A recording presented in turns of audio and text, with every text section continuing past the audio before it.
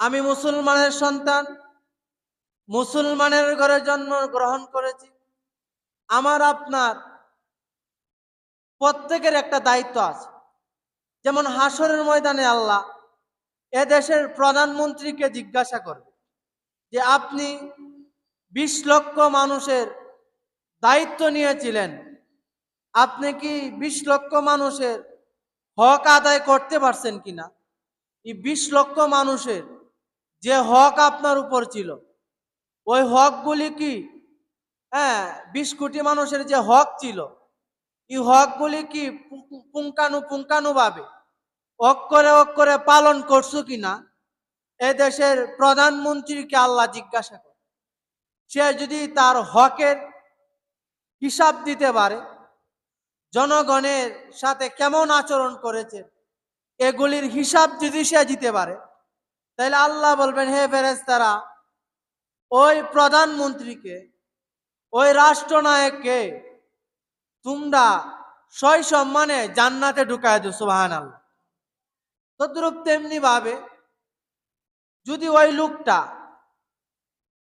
আল্লাহ জিজ্ঞাসা করে তোমার জনগণের উপর যে হক ছিল, যে দায়িত্ব ছিল, তুমি হকগুলি আদায় করতে পারছো না, তোমার জনগণ তোমার বিরুদ্ধে আমি আল্লাহর নিকট, আল্লাহর আদালতে দরবার হাজির করছি, মামলা দায়ের করছি, কাজেই তুমি এগুলির হিসাব দাও, তারপর জান। ওই লোকটা যদি প্রেসিডেন্ট যদি হিসাব দিতে পারে, তাহলে ওই প্রেসিডেন্ট জান্নাতে যাবে। তদ্রূপ তেমনি ভাবে ভাই, একটা এমপি 1 থেকে 2টার থানার দায়িত্ব নিয়েছে। আল্লাহ হাসরের ময়দানে ওই এমপি সাহেবকে জিজ্ঞাসা কর, তুমি 2টা থানার এমপি হয়েছিল, তোমার এই 2 থানার মানুষের জন্য সরকারিভাবে, রাষ্ট্রীয়ভাবে যা বরাদ্দ ছিল, ওইগুলি কি তোমার জনগণকে তুমি পৌঁছে দিছ, নাকি রাস্তার পয়সাগুলি তোমার পকেটের ভিতরে বসছে, নাকি রাস্তার পয়সাগুলি তোমার ব্যাংকে জমা করছো, নাকি জনগণের হকগুলি পুঙ্খানুপুঙ্খানুভাবে আদায় করতে পারছো কিনা হিসাব দাও, তারপর জান।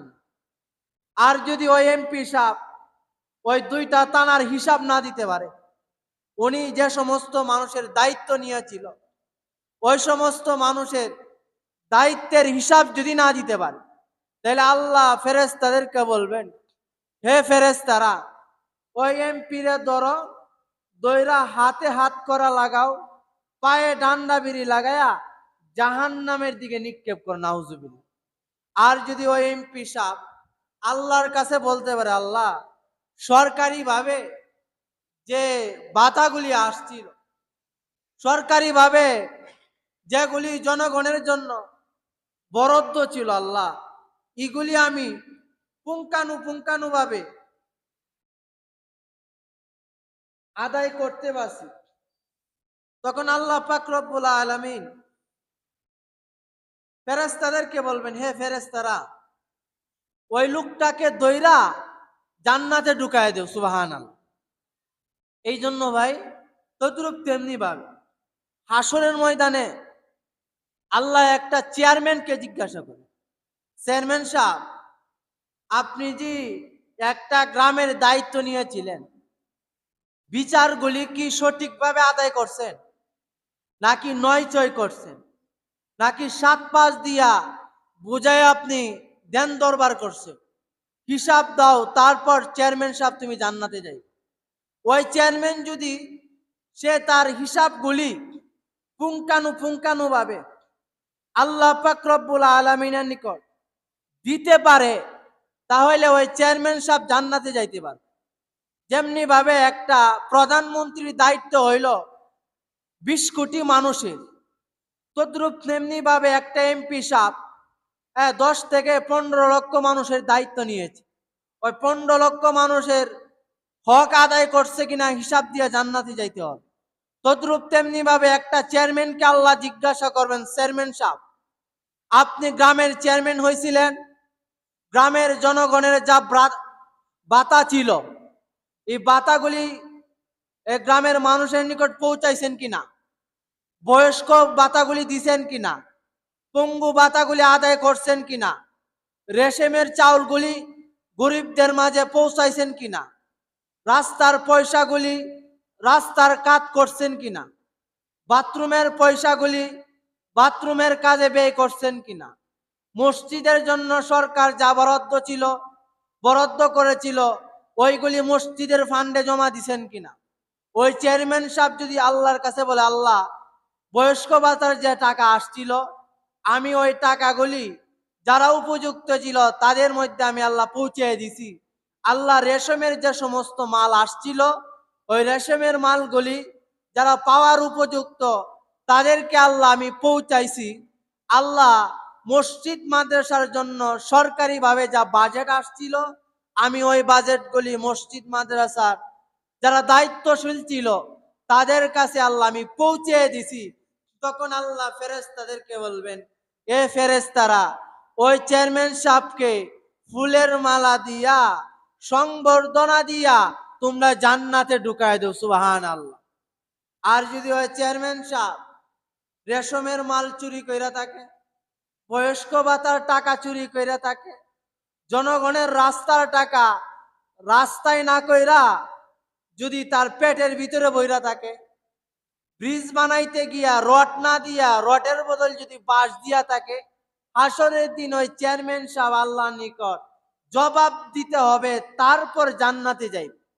যদি সে তার দায়িত্বের পুঙ্খানু হিসাব দিতে পারে তাহলে ওই চেয়ারম্যান সাহেব জান্নাতে যাইবে। আর না হইলে ফেরেশতারা বলবে, ফেরেশতারা ওই লোকটা জনগণের সম্পদ আত্মসাৎ করছে, কাজে ওই লোকটাকে পায়ে ডান্ডা বিড়ি লাগাও, হাতে হাত করা লাগাও এবং আগুনের শিকল দিয়া টেনে চেঁচড়িয়ে জাহান্নামে নিয়ে যাও। নাউজুবিল্লাহ কোন, তো জুড়ে বললেন ভাই নাউজুবিল্লাহ। এই জন্য ভাই তদ্রুপ তেমনি ভাবে একটা মেম্বারকে জিজ্ঞাসা করে, মেম্বার সাহেব আপনি তো একটা ওয়ার্ডের দায়িত্ব নিয়েছিলেন, আপনার জন্য সরকার যা বরাদ্দ করছিল ওই মেম্বারির দায়িত্ব ভাইয়া কি মেম্বারি দায়িত্ব পালন করছেন কিনা, আপনার ওয়ার্ডের মানুষের সমস্যা হইলে এগুলি সমাধান করে দিয়েছেন কিনা, জন্ম নিবন্ধনের সমস্যা জন্ম নিবন্ধন করতে গিয়া ঘুষ খাইছেন কিনা, এনআইডি কার্ডের প্রয়োজন হয়েছিল এনআইডি কার্ড করতে গিয়া ঘুষ খাইছেন কিনা। আসরের দিন আল্লাহ জিজ্ঞাসা করবো মেম্বার সাহেবকে, আপনার ওয়ার্ডের মানুষের দায়িত্ব পালন করছেন কিনা। মেম্বার সাহেব যদি বলে, আল্লাহ আমার ওয়ার্ডের যে জনগণ ছিল তাদের দায়িত্ব আল্লাহ আমি পুঙ্খানু ভাবে আদায় করছি, তখন আল্লাহ বলবেন, হে ফেরেশতারা ওই মেম্বারকে ধরো, দইরা ফুলের মালা দিয়া ওই মেম্বারকে জান্নাতে ঢুকায় দাও। আর যদি মেম্বার সাহেব নয়চয় করে থাকে, জনগণের সম্পদ আত্মসাৎ করে থাকে, জনগণের সম্পদ চুরি করে থাকে, সমাজের মধ্যে যদি ন্যায় বিচার করে থাকে, হাসরের ময়দানে আল্লাহ ওই মেম্বার সাহেবকে বলবেন, হে ফেরেশতারা তোমরা ওই মেম্বারকে ধরে পায়ের মধ্যে ডান্ডা বিড়ি লাগাও, হাতের মধ্যে হাত করা লাগাও এবং আগুনের শিকল দিয়া ওই মেম্বারকে দইরা জাহান্নামের দিকে নিক্ষেপ করো। নাউজুবিল্লাহ। তদ্রূপ তেমনি ভাবে আল্লাহ আপনাকে জিজ্ঞাসা করবে, প্রত্যেকটা পুরুষকে আল্লাহ জিজ্ঞাসা করবে যে তুমি তোমার পরিবারের মেম্বার, কিসের মেম্বার ভাই একটু কথা বলেন, কিসের মেম্বার, তুমি তোমার পরিবারের দায়িত্ব নিয়েছিলা, তোমার পরিবারে 5টা ছেলে অথবা 2টা ছেলে 3টা মেয়ে অথবা 7টা ছেলে 2টা মেয়ে, তুমি তোমার পরিবারের হক আদায় করছো কিনা, তোমার সন্তানগুলিকে সুশিক্ষায় শিক্ষিত করছিলা কিনা, নাকি তোমার সন্তানগুলির কুশিক্ষায় শিক্ষিত করছো। হাসরের ময়দানে আল্লাহ প্রত্যেকটা অভিভাবককে জিজ্ঞাসা করবেন, হে অভিভাবকের দল তোমরা এদিকে আসো। সমস্ত অভিভাবকগুলি আল্লাহর দরবারে আসবে, আল্লাহ জিজ্ঞাসা করবেন, হে অভিভাবক তুমি তোমার ছেলে সন্তান, তুমি তোমার মেয়ের দায়িত্ব নিয়েছিলা, তোমার মেয়েকে কি কোরআন পড়াইছিলা, তোমার মেয়েরে কি নামাজ সংক্রান্ত বিষয় মক্তবে পড়াইছিলা। যদি অভিভাবক বলতে পারে, আল্লাহ আমি আমার সন্তানকে ফরজ পরিমাণ এলেম শিক্ষা দিয়ে হয়েছি, আল্লাহ আমার সন্তানকে কোরআন পড়াইছি, তখন আল্লাহ ফেরেশতাদেরকে বলবেন, হে ফেরেশতারা, তার সন্তানকে কোরআন পড়াইছে, কাজে তার ফায়সালা যদি জাহান্নামে হয়ে থাকে, এই সন্তানকে যেহেতু কোরআন পড়াইছে, এই কোরআন পড়ানির বিনিময়ে আমি আল্লাহ জাহান্নামের কাতা থেকে নামটা কাইটা আমি ওই অভিভাবককে জান্নাতে ঢুকায় দিলাম। সুবহান আল্লাহ। এই জন্য ভাই, আপনার সন্তান বলতে পারে সকালের খাবারকে ব্রেকফাস্ট বলে, আপনার সন্তান সুন্দরভাবে বলতে পারে দুপুরের খাবারকে লাঞ্চ বলে, আপনার সন্তান বলতে পারে রাত্রের খাবারকে ডিনার বলে। আপনার সন্তানকে ব্রেকফাস্ট শিখাইলেন, আপনার সন্তানকে দুপুরের খাবারকে লাঞ্চ বলে তা শিখাইলেন, আপনার সন্তানকে রাত্রের খাবারকে ডিনার বলে, এইগুলি শিখাইতে পারলেন।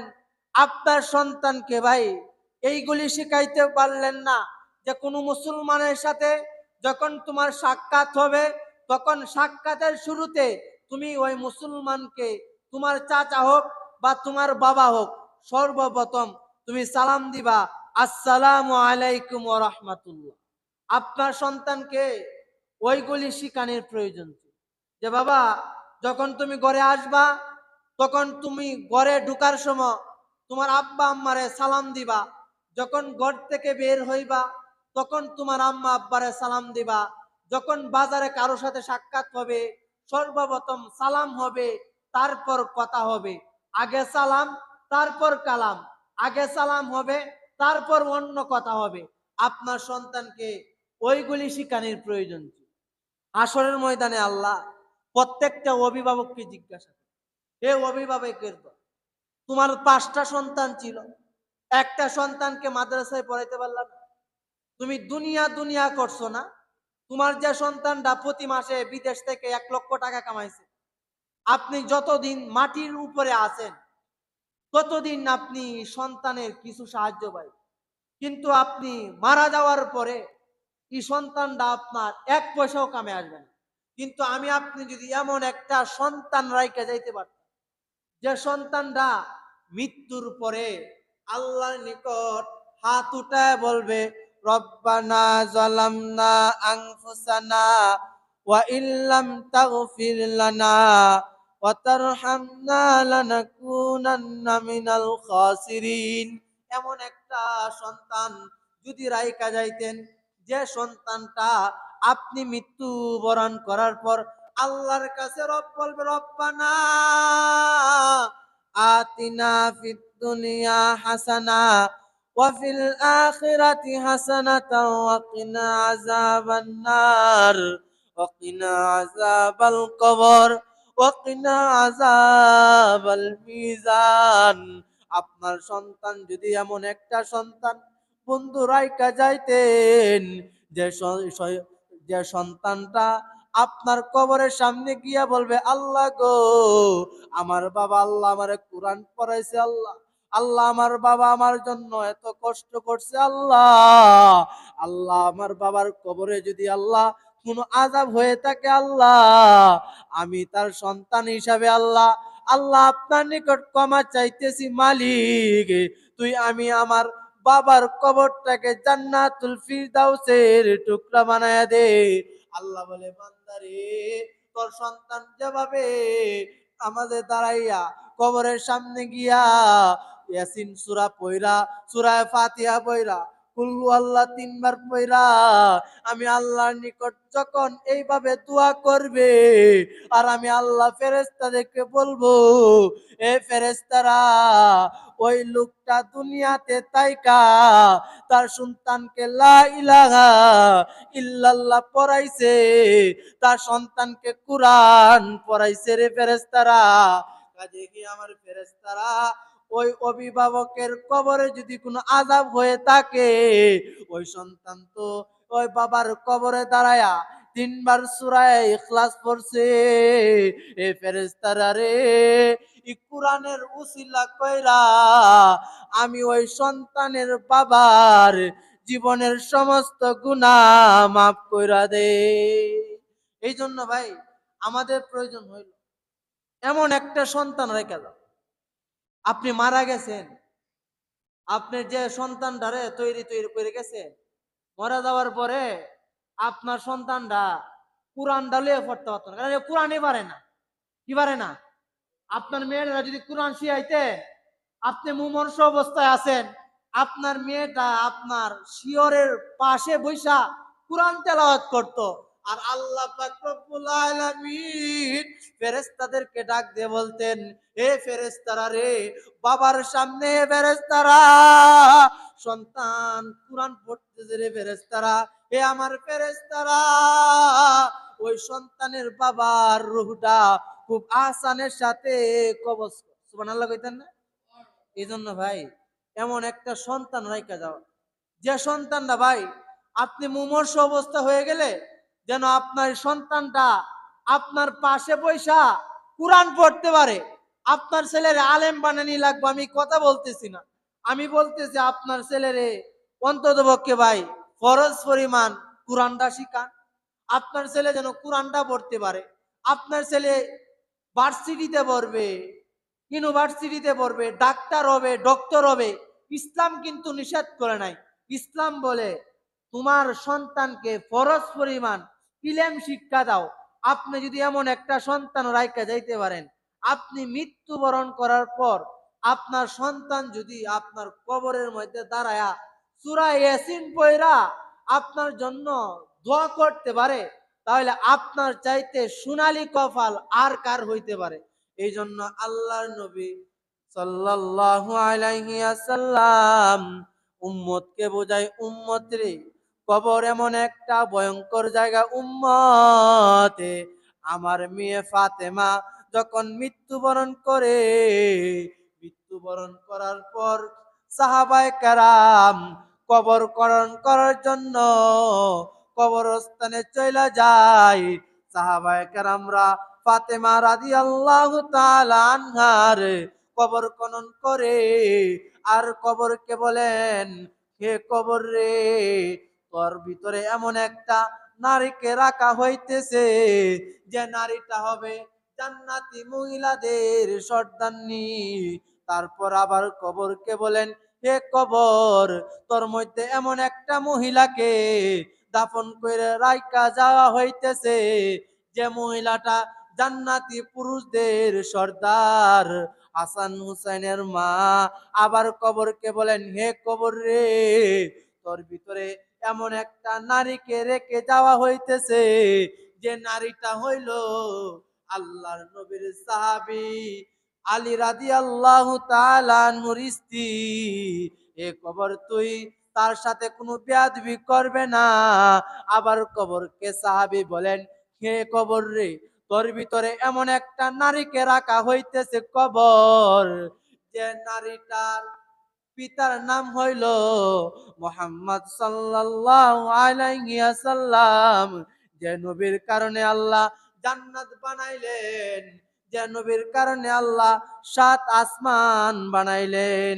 কবর উত্তর দেন, হে আমার সাহাবায়ে কেরাম, কে জান্নাতি মহিলাদের সর্দারনি তা আমি চিনি না, কে মুহাম্মাদের মেয়ে তা আমি চিনি না, কে হাসান হুসাইনের মা তা আমি চিনি না, কে আলীর বিবি তা আমি চিনি না। আমি কবর চিনি শুধু আমল আর আমল। আমি কবরের কাছে সে যদি আমলের বিনিময়ে সে যদি জান্নাতে যাইতে পারে, তাহলে সে জান্নাতে যাইতে পারবে। আর যদি সে কবরের মধ্যে আমলের হিসাব না দিতে পারে, তাহলে নবীর মেয়ে হওয়ার পরেও জাহান্নামে যাবে। নাউজুবিল্লাহ কইতেন না? ভাই নবীর মেয়ের ব্যাপারে যদি ফাইসালা হয়, আমি আপনি কোন জামানার কুতুব হয়ে গেছি। এই জন্য ভাই আমার আপনার প্রয়োজন হইল রাসূলুল্লাহ সাল্লাল্লাহু আলাইহি ওয়াসাল্লামের আদর্শ অনুযায়ী চলা। কারণ বাইরে আমি আপনি তো ইসলাম মাগনা পাইছি। কেমনে পাইছি ভাই? আমি মুসলমান, আমার বাবা মুসলমান, হ্যাঁ, আমরা তো ইসলাম মাগনা পাইছি, সস্তা পাইছি। তো এই কারণে কি নাই ভাই, আমাদের কদর নাই। কিতাবের মধ্যে বলেন যে জিনিস সহজে পাওয়া যায় ওই জিনিসের মূল্যায়ন কম থাকে, ঠিক আছে না ভাই? যে জিনিস সহজে পাওয়া যায় ওই জিনিসের মূল্যায়ন কম থাকে। আমি আপনি সহজে ইসলাম পাইলাইছি, তো এই কারণে আমার আপনার নিকট ইসলামের কোনো মূল্যায়ন নেই। একটা নৌ মুসলিম কইতেছে, বাইরে মুসলমানের ঘরে জন্ম হওয়ার পরেও মুসলমানের সন্তানকে কেন নামাজের দাওয়াত দেওয়া লাগবে? কি কইছে ভাই? যে মুসলমানের সন্তানকে কেন নামাজের দাওয়াত দেওয়া লাগবে? যে আল্লাহ সূর্যের আলো ভোগ করতেছে, যে আল্লাহর জমিনে ফসল কইরা জমিন উৎপন্ন করতেছে, ওই আল্লাহর ইবাদত করার জন্য তারে কেন নামাজের দাওয়াত দেওয়া লাগবে? কারণ আল্লাহর নবীর সাহাবী হযরতে বেলাল রাদিয়াল্লাহু তাআলা আনহু উমাইয়ার উমাইয়ার গোলাম ছিলেন। আল্লাহর নবী সাল্লাল্লাহু আলাইহি ওয়াসাল্লাম তার সাহাবী বেলাল রাদিয়াল্লাহু তাআলা আনহু ইসলাম গ্রহণ করার কারণে উমাইয়া বেলালকে কঠিন অত্যাচার আর নির্যাতন করে। আর বেলালকে বলেন, হে বেলাল, ইসলাম ধর্ম ছেড়ে দে। আর ওই বেলাল বলতেছেন, হে উমাইয়া রে, আমার জীবন চইলা যাইতে পারে কিন্তু আমি বেলাল লা ইলাহা ইল্লাল্লাহ ছাড়তে পারবো না। আল্লাহর নবীর সাহাবী বেলালকে উমাইয়া উত্তপ্ত বালুর মধ্যে পায়ের মধ্যে হাতের মধ্যে হাত বেঁধে পায়ের মধ্যে পা বেঁধে উত্তপ্ত বালুর মধ্যে আল্লাহর নবীর সাহাবী বেলাল রাদিয়াল্লাহু তাআলা আনহুকে বালুর মধ্যে রেখে দেয়। শুধু তাই না, হাত পা বাঁধার পরেও উমাইয়া বুড়া মানুষ আল্লাহর নবীর সাহাবী বেলাল রাদিয়াল্লাহু তাআলা আনহুর বুকের মধ্যে বিশাল বড় একটা পাথর রাখে যেন বেলাল কালিমা না পড়তে পারে। কিন্তু আল্লাহর নবীর সাহাবী বেলাল রাদিয়াল্লাহু তাআলা আনহু উমাইয়াকে বলেন, হে উমাইয়া, उल्फत में बराबर के वफा हो के जफा हो, हर चीज में लज्जत है अगर दिल में मजा हो। उल्फत में बराबर के वफा हो के जफा हो, हर चीज में लज्जत है अगर दिल में मजा हो। আল্লাহর নবীর সাহাবী বেলাল রাদিয়াল্লাহু তাআলা আনহু উমাইয়াকে বলেন, উমাইয়া রে, ব্যথা লাগে চামড়ায় কিন্তু দিলে বড় মজা। উমাইয়া বলতেছেন, বেলাল রে, তুই লা ইলাহা ইল্লাল্লাহ ছেড়ে দে, তোর বুকের থেকে পাথরগুলি সরাইয়া দিব। বেলাল রাদিয়াল্লাহু তাআলা আনহু বলেন, উমাইয়া রে, জীবন চইলা যাইতে পারে কিন্তু লা ইলাহা ইল্লাল্লাহ ছাড়তে পারবো না। শুধু তাই না, শুধু তাই না, বেলাল রাদিয়াল্লাহু তাআলা আনহু ইসলাম ধর্ম গ্রহণ করার কারণে বেলালের হাতের মধ্যে বেঁধে পায়ের মধ্যে বেঁধে বেলালকে মক্কা শহরের সমস্ত অলিগলি ঘুরায়। আর বেলাল রাদিয়াল্লাহু তাআলা আনহুর পিঠের চামড়া কষে যায়, বেলালের পিঠ থেকে রক্ত বের হইতেছে। কিন্তু উমাইয়া বলে, হে বেলাল রে, ইসলাম ধর্ম চাইরা দে। যদি বেলাল তুই ইসলাম ধর্ম চাইরা দে, তাহলে তোরে আমি বেঁধে পায়ে হাতে বেঁধে আমি উত্তপ্ত বালুর মধ্যে শোয়াও রাখবো না, আর তোর বুকের মধ্যে পাথরও রাখবো না, আর তোরে পায়ের মধ্যে বেঁধে সমস্ত মরুভূমি ঘুরাইব না। কিন্তু বেলাল রাদিয়াল্লাহু তাআলা আনহু বলতেছেন, হে উমাইয়া, আমার জীবন চইলা যাইতে পারে কিন্তু আমি লা ইলাহা ইল্লাল্লাহু মুহাম্মাদুর রাসূলুল্লাহ এই কালিমা চাটতে পারবো না। সুবহানাল্লাহ কইতেন না? তাদের ধর্ম ভাই, তারা ইসলামের জন্য এত কষ্ট করছে, এই তাদের এই কষ্টের বিনিময়ে আমি আপনি ইসলাম ধর্ম গ্রহণ ইসলাম পাইছি। তারা যদি আজকে কষ্ট না করত, তারা যদি আজকে এই সাধনা না করত, রাসূলুল্লাহ সাল্লাল্লাহু আলাইহি ওয়াসাল্লামকে ভাই যখন আপনার উহুদ পাহাড়ে যখন রাসূল দাওয়াত দিতে যাইতেছিলেন, তায়েফের কাফেররা যখন আল্লাহর নবী সাল্লাল্লাহু আলাইহি ওয়াসাল্লামকে পাথর দিয়া ঢিল মারে, তখন রাসূলুল্লাহ সাল্লাল্লাহু আলাইহি ওয়াসাল্লামের সমস্ত শরীর ভাই, সমস্ত শরীর রাসূলুল্লাহ সাল্লাল্লাহু আলাইহি ওয়াসাল্লামের রক্তে রঞ্জিত হয়ে যায়। আল্লাহর নবী সাল্লাল্লাহু আলাইহি ওয়াসাল্লাম তার শরীর থেকে যখন রক্ত বের হয়, তিনি তার জামা দিয়ে মুছেন এবং আল্লাহ পাক রব্বুল আলামিন জিব্রাইলকে পাঠান। জিব্রাইলকে গিয়া বলেন, হে জিব্রাইল, তুমি আমার বন্ধু মুহাম্মদ কে গিয়া বলবা, যদি আমার নবী চাই যে উহুদ পাহাড়টা তায়েফের কাফেরদের উপরে দশে ফেলার জন্য, কিন্তু হে জিব্রাইল, আমি রসুল যদি কথা বলে উহুদ পাহাড়টা এই মুসলমান যারা হয়েছে না, রসুলকে যারা কষ্ট দেয় তাদের শরীরের মধ্যে ফেলে দেওয়ার কথা যদি বলে, তাহলে আমি আল্লাহ ফেরেশতার মাধ্যমে ওই উহুদ পাহাড়টা তায়েববাসীর শরীরের মধ্যে ফেলে দিব। যখন রসুল বলতেছেন, হে ফেরেশতা, তারা আমারে কষ্ট দিতে পারে, তারা হয়তো আমাকে চিনে না, কিন্তু তাদের যে সন্তানাদি আছে তারা তো ইসলাম ধর্ম গ্রহণ করতে পারে, তারা না আমারে কষ্ট দেয়, কিন্তু তারা সন্তানাদি যারা আছে পরবর্তীতে যে সন্তানাদি আসবে, তারা তো আমি নবীর কালিমা লা ইলাহা ইল্লাল্লাহ ইসলাম ধর্ম গ্রহণ করবে। কিন্তু ভাই, এই ইসলামের জন্য লা ইলাহা ইল্লাল্লাহ দাওয়াত দেওয়ার জন্য রাসূলুল্লাহ সাল্লাল্লাহু আলাইহি ওয়াসাল্লামের শরীর দিয়া রক্ত ঝরাইছে। যে শরীরের মধ্যে মশা মাছি বসা পর্যন্ত হারাম ছিল, ওই শরীরের মধ্যে রাসূলুল্লাহ সাল্লাল্লাহু আলাইহি ওয়াসাল্লাম দ্বীনের দাওয়াত দেওয়ার কারণে কাফেররা রসুলকে পাথর নিক্ষেপ করছে, আর আল্লাহর নিকট দোয়া করছে, আল্লাহ আমার এই রক্তের বিনিময়ে আল্লাহ আপনার নিকট একটাই চাওয়া পাও, আল্লাহ আপনি আমার শেষ জামানার নবীর উম্মতকে আল্লাহ, আল্লাহ আমার উম্মতকে আল্লাহ আপনি কষ্ট দিয়ে ফেলেন না, আল্লাহ আমার উম্মতকে আল্লাহ আপনি একবারে সমূলে ধ্বংস করেন না। এই দোয়া যদি আমার আপনার নবী বিশ্ব নবী সাল্লাল্লাহু আলাইহি ওয়াসাল্লাম এই দোয়া না করতেন, আমি আপনি ভাই যে পরিমাণ গুনাহ করি, আল্লাহ পাক রব্বুল আলামিন আমাকে আপনাকে কোন সময় ভাই ধ্বংস করে দিত।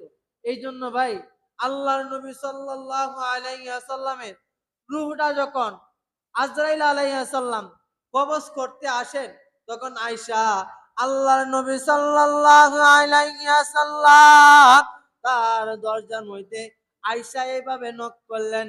নক করার পর তার মেয়ে ফাতেমা দরজা খুললেন। খোলার পর আজরাইল আলাইহিস সালামকে যখন দেখতে পাইলেন, তিনি মানুষের সুরতে আসলেন, পা হইল জমিনে, মাথা হইল আকাশে। আল্লাহর নবী সাল্লাল্লাহু আলাইহি ওয়াসাল্লাম তার মেয়ে ফাতেমা দেখা আশ্চর্যান্বিত হইয়া যায়, ভয় পেয়ে যায়। আল্লাহর নবী সাল্লাল্লাহু আলাইহি ওয়াসাল্লাম ফাতেমাকে বলেন, হে ফাতেমা রে, আমার কাছে একজন মেহমান আসছে সাক্ষাৎ করার জন্য। আল্লাহর নবী সাল্লাল্লাহু আলাইহি ওয়াসাল্লাম তার কাছে যখন আজরাইল আলাইহিস সালাম যায়, যাওয়ার পরে বলতেছেন, ইয়া রাসূলুল্লাহ, আল্লাহ পাক রব্বুল আলামিন আপনার নিকটে সালাম পৌঁছাইছেন। হে আল্লাহর নবী, আল্লাহ পাক রব্বুল আলামিন আপনাকে বলছেন, আপনি যদি ইচ্ছা করেন তাহলে আমার সাথে আল্লাহর দরবারে চলে যাইতে পারেন, আর যদি আপনি ইচ্ছা করেন কিয়ামত পর্যন্ত থাকতেন, তবু আল্লাহ নবী থাকতে পারবেন। তখন আল্লাহ পাক রব্বুল আলামিনের নবী জিব্রাইলকে বলেন, হে জিব্রাইল রে, আমি মৃত্যুবরণ করার আগে, আমার রূহটা তুমি কবজ করার আগে আল্লাহ পাক রব্বুল আলামিন তার কাছে আমার কিছু পূজা পরামর্শ আছে। আল্লাহ পাক রব্বুল আলামিন কাছে আল্লাহর নবী বলেন, হে আল্লাহ, আপনি তো বললেন কুল্লু নাফসিন যায়কাতুল মাউত, প্রত্যেকটা প্রাণীরই মৃত্যুর স্বাদ গ্রহণ করতে হবে। কাজে হে আল্লাহ, আমিও যেহেতু মৃত্যুবরণ করব, কাজে আল্লাহ আপনার নিকট আমার চাওয়া পাওয়া হইল, আল্লাহ আখির জামানার যে নবীগুলি উম্মত আসবে, আল্লাহ আল্লাহ আপনি এই নবীর উম্মত গুলিকে, আমার এই উম্মত গুলিকে আল্লাহ সমূলে ধ্বংস করবেন না আল্লাহ, এই ওয়াদা দেন। তখন আল্লাহ পাক রব্বুল আলামিন বলেন, হে বন্ধু, আপনার উম্মত যতই গুনাহ করুক না কেন, আপনার উম্মত যতই পাপ কাজ করুক না কেন, আমি আল্লাহ পাক রব্বুল আলামিন আপনার সাথে ওয়াদা দিলাম, আমি আপনার উম্মতকে সমূলে ধ্বংস করব না। সুবহানাল্লাহ। এই নবীজি যখন আল্লাহর কাছ থেকে পারমিশন পাইলেন যে আল্লাহ আমাদেরকে সমূলে ধ্বংস করবেন না, তখন জিব্রাইল আজরাইল আলাইহিস সালাম আমার আপনার নবী বিশ্ব নবী সাল্লাল্লাহু আলাইহি ওয়াসাল্লামের রূহটা কবজ করছে। সুবহানাল্লাহ কইতেন না ভাই? এজন্য ভাই আলোচনা করতেছিলাম যে আল্লাহ প্রত্যেকটা অভিভাবককে হাসরের ময়দানে জিজ্ঞাসা করে।